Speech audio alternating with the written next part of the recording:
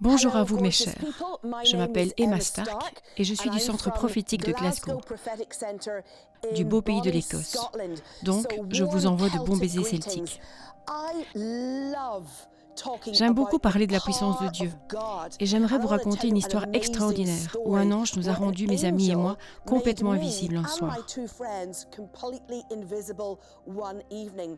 Restez bien accrochés à votre chaise parce que c'est une histoire folle.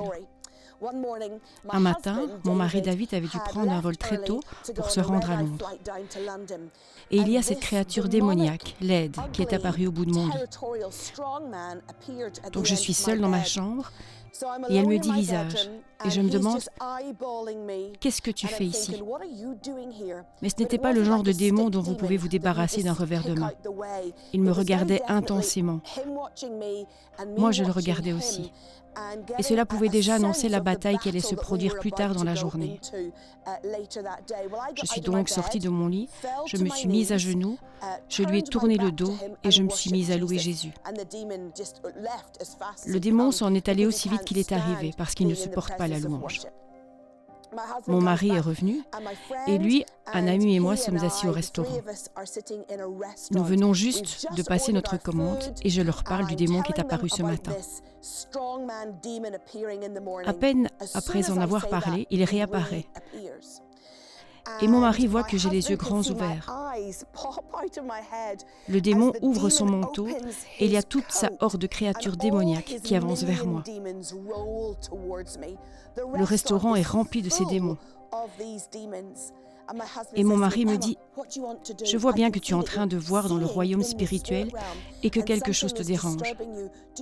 Est-ce que tu veux qu'on parte ?» Et je lui ai répondu, « Il est hors de question que je m'en aille. Je suis là pour manger mon repas que nous venons juste de commander. » Mais quelque chose d'étrange s'est ensuite passé. Je me suis tournée vers mon ange gardien pour avoir une conversation et lui demander « Comment veux-tu t'occuper de cette vague de démons face à nous ?»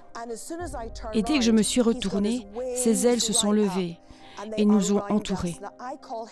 Pour moi, c'est un ange du psaume 91, parce que dans les Écritures, il est dit que Jésus nous couvre de ses ailes et qu'il donne l'ordre à ses anges de nous protéger. Donc, c'est un ange gardien du psaume 91 et il m'accompagne depuis des années. Nous sommes donc couverts, nous trois, par ses ailes et à cet instant, nous devenons complètement invisibles. Je fais signe à la serveuse pour attirer son attention et lui demander où est notre commande. Personne ne nous voit, personne ne répond. Je suis obligée de me lever de ma chaise et d'aller au passe-plat en cuisine pour récupérer notre nourriture et l'amener à table moi-même. Mais à la fin de la soirée, le restaurant est vide. Le démon décide qu'il ne peut rien faire. Il se retire et part avec ses acolytes. Le personnel passe la serpillière, les chaises sont même retournées sur la table et nous sommes assis en plein milieu du restaurant. Et pendant que le démon est en train de partir, mon ange gardien replie ses ailes. Tout à coup, c'est l'agitation au restaurant et les employés nous demandent « Comment vous trois êtes rentrés dans le restaurant ? C'est notre table principale. Comment se fait-il que personne ne vous a vu ? On ne vous a pas vu de toute la soirée. Vous étiez complètement invisible. On a vérifié partout, on a vu qu'il n'y avait plus personne et nous avons fermé les portes. C'est notre meilleure table, la plus importante, la mieux placée. Et nous pensions qu'elle était vide toute la soirée. Vous êtes complètement passé inaperçu de toute la soirée. Comment avez-vous même eu votre nourriture ? Et donc, qu'est-ce que l'on peut répondre à cela ? Un ange m'a rendu invisible pour me protéger ? Nous avons simplement souri. Nous leur avons laissé un pourboire avec un petit extra. Nous les avons bénis et nous sommes partis. Mais j'aime le fait que Dieu ne me couvre pas seulement spirituellement, mais parfois qu'il ait besoin de me couvrir physiquement et de me donner un sentiment d'invisibilité totale pour me protéger des pièges de l'enfer. La protection de Dieu n'est-elle pas incroyable pour les siens ? Laissez-moi vous raconter une autre histoire surnaturelle, parce que j'en ai quelques autres. Et vous pouvez lire certaines de ces histoires dans mon livre, The Prophetic Warrior. J'ai un ami qui m'a appelé et m'a dit « C'est le chaos dans ma vie. Je voulais juste te dire au revoir parce que je vais m'en aller et me tuer ce soir. » Il vivait à des kilomètres de chez moi et je ne pouvais pas m'y rendre. Donc mon mari et moi sommes immédiatement tombés à genoux. « Oh Jésus, pourrais-tu sauver sa vie? Oh Jésus, pourrais-tu intervenir? Oh Jésus, pourrais-tu envoyer des anges pour s'occuper de cet homme qui veut se tuer? » Eh bien, ce qui s'est passé après est incroyable. Cet homme était à l'université. Il a pris un bus depuis son campus. Il se rendait au centre-ville pour aller dans une boîte de nuit et prendre des drogues illicites pour faire une overdose. Il s'est assis dans le bus. Pour la dernière fois de sa vie, il aurait pris le bus car il allait prendre des drogues pour se suicider. Et il a dit ceci, « Un drôle de monsieur s'est assis à côté de moi. On a tellement discuté avec cet homme que le bus de nuit a fait toute sa tournée.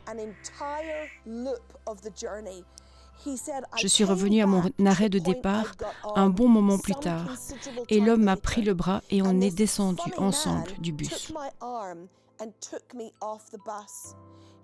Il a dit, « Je ne sais pas combien de fois on a fait le tour du circuit avec le bus de nuit. Mais dès que le drôle de monsieur m'a fait sortir du bus, je l'ai vu s'évaporer et comme disparaître mystérieusement dans l'air sous mes yeux. » Il a dit, « Je suis reparti dans ma résidence universitaire. Tous mes amis ont décidé de dormir dans ma chambre, ce qui ne s'était jamais passé auparavant. Puis il a continué, je me suis réveillée et j'étais toujours en vie. Il m'a demandé, c'était un ange, pas vrai? Je lui ai dit, oui, c'est bien ça. Et il a dit, est-ce que tu as prié pour que les anges viennent? Je lui ai répondu, oui, je l'ai fait. Et ça m'a fait penser à Jésus, à Gethsémane, qui disait, regarde, si je prie, Dieu peut envoyer des armées d'anges. En fait, dans les Écritures, le nombre est de 70 000, que dans un moment de prière, dans un moment d'intercession, les gardiens du paradis, jusqu'à 70 000, peuvent être dépêchés en un instant, juste pour vous garder, vous protéger, vous nourrir. Et donc, je ne voudrais pas que vous pensiez que ce sont juste des histoires exceptionnelles qui n'arriveraient qu'à moi, en Écosse.